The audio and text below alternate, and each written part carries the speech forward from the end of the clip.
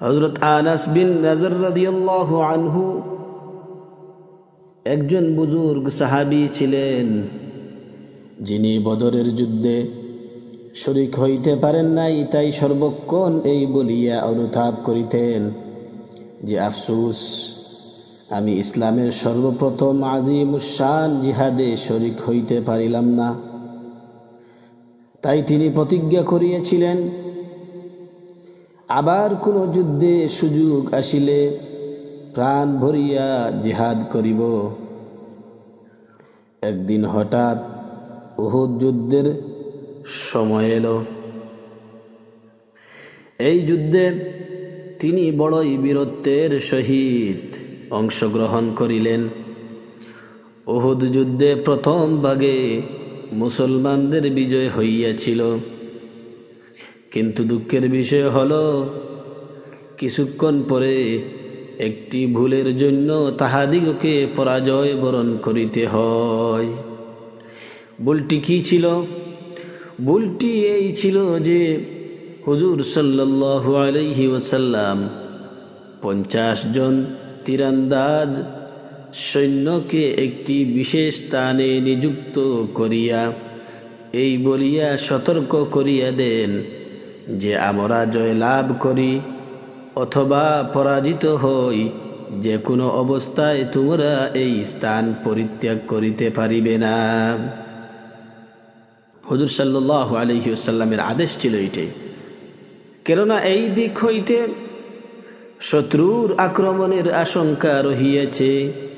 যুদ্ধের প্রারম্ভে যখন মুসলমানগণ জয়লাভ করিল ও কাফেরগণ প্রাণ ভয়ে পালাইতে লাগিল, তখন উক্ত প্রহরারত সাহাবীগণ যুদ্ধ খতম হইয়া গিয়াছে এই কথা মনে করিয়া সেই স্থান ত্যাগ করিয়া গনিমতের মাল সংগ্রহ করিবার জন্য কাফেরদের পশ্চাতে দৌড়াইতে লাগিল। প্রহরী দলের সেনাপতি হুজুরে পাক সাল্লাল্লাহু আলাইহি ওয়াসাল্লাম এর নির্দেশ স্মরণ করাইয়া দিলেন ও উক্ত স্থান ত্যাগ করিয়া সঙ্গীদিগকে যাইতে নিষেধ করিলেন। কিন্তু তাহারা উত্তর করিল, হুজুরে পাক সাল্লাল্লাহু আলাইহি ওয়াসাল্লামের নির্দেশ শুধু যুদ্ধকালীন অবস্থায় ছিল, এখন তো আর যুদ্ধ হচ্ছে না, এখন যুদ্ধ শেষ হইয়া গিয়াছে। অবশেষে পলায়নরত কাফেরগণ উক্ত স্থান মুক্ত দেখিয়া পশ্চাৎ দিক হইতে মুসলমানদের উপর আক্রমণ চালাইল।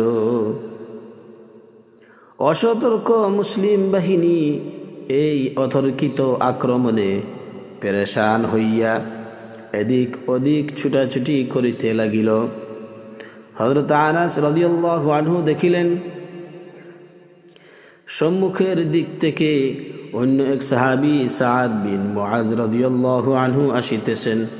তিনি জিজ্ঞাসা করিলেন, হে সাদ, তুমি কোথায় যাইতেছ? আল্লাহর কসম, উহুদ পাহাড়ের দিক হইতে বেহেশতের খুশবু আসিতেছে। এই বলিয়া তিনি তরবারি হাতে করিয়া তিনি কাফেরদের ভিড়ের ভিতর ঢুকিয়া পড়িলেন এবং বীর বিক্রমে জিহাদ করিতে করিতে অবশেষে তিনি শহীদ হইয়া গেলেন। শাহাদতের পর দেখা গেল শত্রুর অস্ত্রাঘাতে তাহার শরীর চালনির মতো কত বিক্ষত হইয়া গিয়াছে এবং তরবারির 80টারও বেশি আঘাত দেহে পরিলক্ষিত হইল। তাহার বগ্নি শুধু অঙ্গুলির কর দেখিয়া তাহাকে শনাক্ত করিয়াছেন। যাহারা প্রকৃত আন্তরিকতার সহিত আল্লাহর কাজে অংশগ্রহণ করিয়া থাকেন, তাহারা দুনিয়াতে থাকিয়াই জান্নাতের স্বাদ উপভোগ করিতে থাকে। হযরত আনাস রাদিয়াল্লাহু আনহু তাহার অবস্থাও তাহা হইয়াছিল। হযরত শাহ আব্দুর রহিম রায়পুরি রহমতুল্লাহি আলাইহি বর্ণনা করেন, তিনি নাকি দুনিয়াতে বসিয়াই বেহেশতের স্বাদ উপভোগ করিতেন।